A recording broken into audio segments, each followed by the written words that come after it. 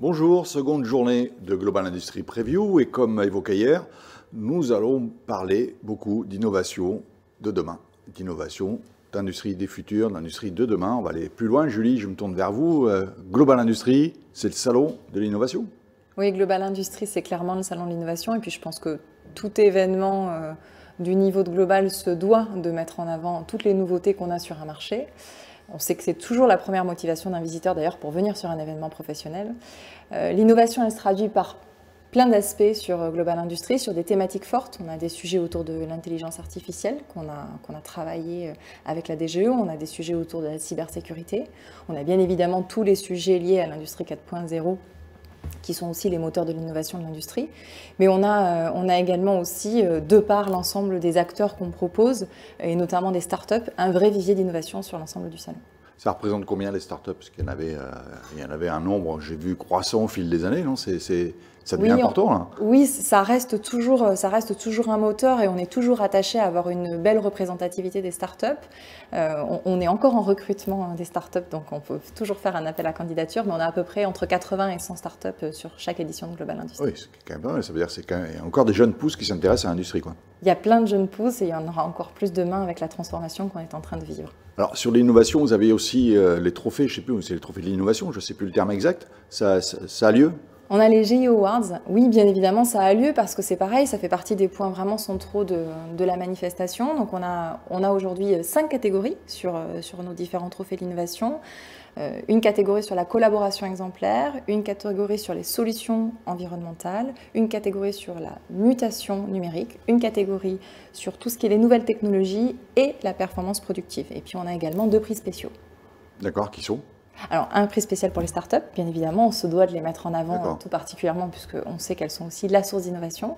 Et puis un nouveau prix qu'on a mis en place cette année qui nous paraissait essentiel, qui est le prix Résilience. L'objectif, c'est de mettre ce coup de projecteur sur ces entreprises qui se sont réadaptées en période de crise et qui ont transformé leur organisation, transformé leur production pour pallier aux différentes situations de la crise sanitaire et puis du coup pour rester compétitive dans ce contexte. Ce sont des prix spéciaux, mais on les retrouvera l'année d'après. Ce sont des prix spéciaux qui auront certainement une longévité. Parce que là, c'est vrai qu'il y en aura toujours, donc c'est une durée. Comment on fait pour y participer? C'est clos aujourd'hui? C'est terminé? Non, je suis exposant parce que c'est quand même... Enfin, c'est très valorisant. Moi, je vois beaucoup d'entreprises qui l'ont eu. Ils accrochent leur diplôme, leur trophée en fait, dans leur bureau, donc c'est quand même quelque chose d'important. Oui. On peut encore s'inscrire? Comment ça se passe? Quel est le processus cette année? Oui, bien sûr, on peut encore s'inscrire. Et je crois que cette année est encore plus l'année de la réadaptation. Donc, on n'a pas voulu brimer les entreprises avec un calendrier finalement trop long pour faire en sorte que les inscriptions s'arrêtent relativement tôt dans l'année. Donc, jusqu'à la fin juillet, donc quasiment un mois avant l'événement, l'ensemble des entreprises gratuitement peuvent faire en sorte de déclarer des innovations et des nouveautés qu'elles veulent mettre en avant. On veut tout particulièrement, je pense, cette année, vraiment mettre le coup de projecteur. Donc vraiment, c'est donner toutes les conditions de facilité pour que les entreprises puissent se valoriser. Et en effet, merci Guy de le souligner, je pense qu'aujourd'hui, c'est une véritable reconnaissance de la profession et des pairs quand on est récompensé, qu'on a un GE Awards.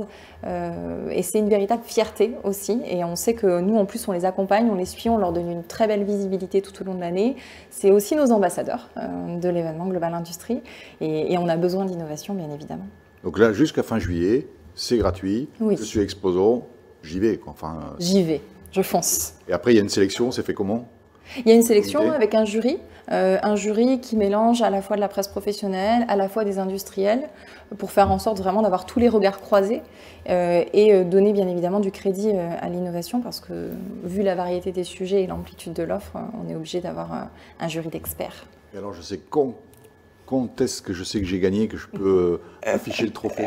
Jusqu'à la dernière minute. L'objectif, c'est véritablement qu'on garde secret en fait, les lauréats jusqu'au premier jour d'ouverture du salon. Donc, la tradition veut que chaque première journée de Global Industry, en fin de journée, on se retrouve dans une séquence bien particulière pour récompenser ces entreprises, leur mettre ce coup de projecteur et finalement du coup le reste des 3 jours du salon dès le lendemain matin avec une conférence de presse pour les mettre en lumière et puis bien sûr la valorisation du trophée pour que les visiteurs qui viennent sur le salon voient ces lauréats.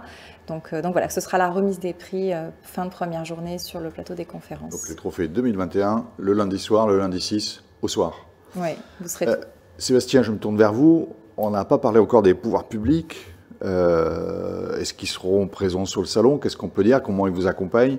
Quelle est leur place dans ce salon industriel? Je me rappelle, j'ai un certain âge qu'au début, on avait difficulté à avoir des personnalités des pouvoirs publics sur les salons. On n'y était pas avec Julie, nous. Oui, voilà, exactement, mais moi j'y étais. Et au fur et à mesure, on les a vus, comment ça s'intéressait un peu à l'industrie. Ouais, c'est dommage de devoir dire ça, mais c'est un fait. C'est dommage, mais... Ça se présente comment pour 2021? Qu'est-ce qu'on peut dire? C'est dommage, comme vous l'avez dit, mais c'est vrai que depuis un certain temps, et notamment depuis 2018, et sans faire de politique, on a la chance que Global Industries soit vraiment accompagné physiquement, pas que par la DGE entre autres, mais en tout cas physiquement par des présences de ministres. On a eu quand même 3 ministres en 2018, 4 ministres en 2019, bien sûr, le ministre de l'Industrie, la secrétaire d'État, et puis différents ministres qui sont concernés par tout ce qui est en tout cas les différents exposants, les différentes thématiques. Donc ça, aujourd'hui, on a senti aussi un virage des institutionnels de... Enfin, l'industrie, on doit s'en occuper. On ne doit pas la bouder comme ça malheureusement a été fait. C'est pour ça que je veux bien aussi dire que je ne fais pas de politique. Mais en tout cas, c'est un vrai plus pour le salon Global Industrie. C'est en fait la pierre qui manquait. On a l'innovation, on a l'offre, on a les visiteurs, on a le contenu. Il nous manquait un peu ce volet politique depuis 2018 qu'on a grâce à Global Industrie. Donc bien sûr, en 2021, bien sûr, avec ce qu'on a vécu dans ce 15 mois, il y a forcément des prises de parole, il y a forcément des annonces à faire, il y a forcément parler du plan de relance. Donc on aura la présence en effet du ministre de l'économie, Bruno Le Maire, c'est un peu son salon si j'allais dire, avec Agnès Pannier-Runacher. Et il y aura aussi possibilité bien sûr d'échanger avec eux à travers une conférence, à travers une thématique, à travers des sujets de questions. Pas juste on vient parler et on s'en va, on parle, mais derrière on répond à des questions. Et ça, c'est un vrai plus qu'on n'a pas eu sur nos autres salons. Donc ça veut dire que Agnès Pannier-Runacher, pour prendre un exemple, va venir, elle ne va pas juste faire son discours, j'allais dire partir ou faire des tours de stand. Bien sûr. Il y aura la déambulation qui est toujours important. Mais il y aura vraiment une possibilité avec le public. Tout à fait. C'est des questions désagréables. Désagréable, mais je pense qu'aujourd'hui on est sur un monde... concrète, en fait, de matières premières, d'approvisionnement, on en parlait tout à l'heure. Bien sûr, mais il faut parce que je crois que... D'aide financière, de décarbonation, etc. Ils en ont besoin aussi parce qu'aujourd'hui on a la chance d'avoir des hommes politiques, des personnages politiques aujourd'hui qui sont plus proches du terrain qu'ils l'étaient il y a quelques années, quelques décennies presque, et vous l'avez dit Guy. Donc aujourd'hui ils aiment aussi se confronter avec des exposants sur des sujets peut-être sur lesquels il n'y a pas encore les réponses, mais en tout cas il y aura cette possibilité, en tout cas sur cette édition, avec Agnès Pannier-Runacher notamment, d'avoir un vrai question-réponse. Il y aura aussi, je crois, France Industrie, l'Alliance Industrie du Futur, enfin tout. On a vraiment les pouvoirs publics au sens large, quoi. Tous les pouvoirs publics au sens large. Je crois qu'on a de la chance une nouvelle fois, et on le mesure avec Julie et toute l'équipe, cet accompagnement, ce soutien, qui est peut-être inespéré, peut-être que dans nos rêves, il y a 10 ans, on le souhaitait, parce que vous savez que ça fait quasiment 11 ans qu'on a récupéré le salon Industrie. C'était des choses qu'on avait envie, qu'on avait rêvé et qu'on a aujourd'hui. Donc on en profite, et c'est vraiment toute l'industrie qui se rassemble autour d'un événement. Donc c'est bien. Alors, j'oublie pas que septembre, le salon est en septembre, 2022 sera un peu plus tard, donc on va être en plein dans les élections présidentielles à cette rentrée. Est-ce qu'il y a peut-être pas des scoops à annoncer, ou peut-être vous avez des scoops à nous annoncer? C'est rien dire. Des scoops, c'est toujours difficile parce que, en tout cas, en effet, on sait que l'industrie aujourd'hui est un sujet sur lequel que ce soit les candidats ou les hommes politiques aujourd'hui ont envie de se saisir, contrairement une nouvelle fois à quelques années.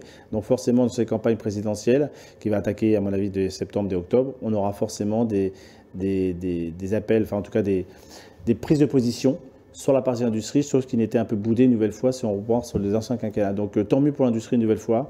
Le salon reste une nouvelle fois une vitrine, mais ce qui nous intéresse, nous, avec Julie, c'est que l'industrie en sorte gagnante, et les exposants, et les industriels visiteurs. Donc je crois que cette campagne présidentielle va permettre une nouvelle fois, de tous les sujets que vous avez évoqués il y a quelques instants, qui seront bien sûr mis à l'honneur, le 4.0, la transition écologique, l'IA, etc.